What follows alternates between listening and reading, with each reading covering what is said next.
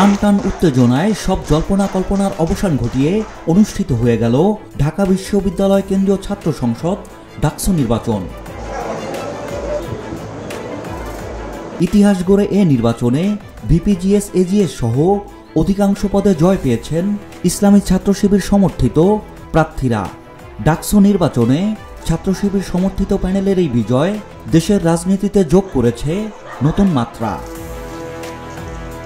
ডাকসুর ভিপি ও জিএস পদ দুটি সম্মান ও ক্ষমতার দিক থেকে অত্যন্ত গুরুত্বপূর্ণ।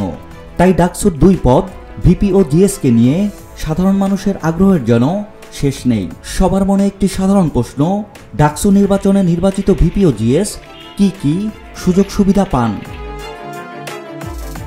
জানা গেছে ভিপি ও জিএস পদে থাকা ব্যক্তিরা বিশ্ববিদ্যালয়ের সর্বোচ্চ দুই সংস্থা সিনেট ও সিন্ডিকেটের সদস্য হওয়ার সুযোগ পান।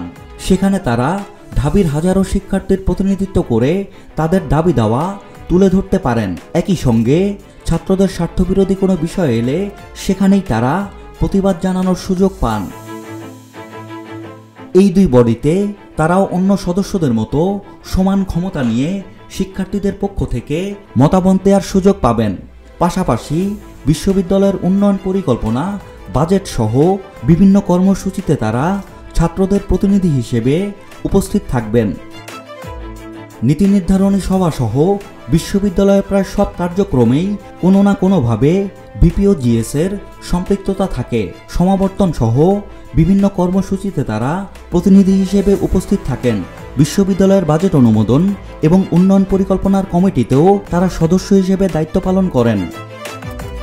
এছাড়া সিলেকশন বোর্ডে যেখানে নিয়োগ বা চাকরি থেকে অব্যাহতির সিদ্ধান্ত হয় সেখানেও তাদের প্রতিনিধি হিসেবে ভূমিকা থাকে। বিশ্ববিদ্যালয়ের কোনো জরুরি পরিস্থিতিতে বিশেষ বৈঠক হলে ছাত্রদের প্রতিনিধি হিসেবে তারাও তাতে অংশ নেন।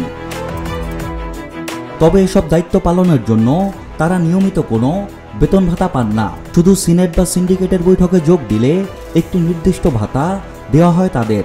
আর সিন্ডিকেট বা অন্য কোনো বডি কর্তৃপক্ষ চাইলে তার জন্য সম্মানীয় প্রদান করতে পারে। তবে 1 বছরের জন্য ক্যাম্পাসে কার্যক্রম পরিচালনার উদ্দেশ্যে তারা এককালীন অর্থ বরাদ্দ পান। এই অর্থ মূলত চা নাস্তা ও অন্যান্য খরচের জন্য ব্যবহার করা হয়। ভিপি ও জিএস এর জন্য মোট 10 লাখ টাকা বরাদ্দ থাকে। এর মধ্যে 5 লাখ টাকা ভিপির জন্য ও 5 লাখ টাকা জিএস এর জন্য। সাজ্জাদ শুভ, দেশকাল নিউজ।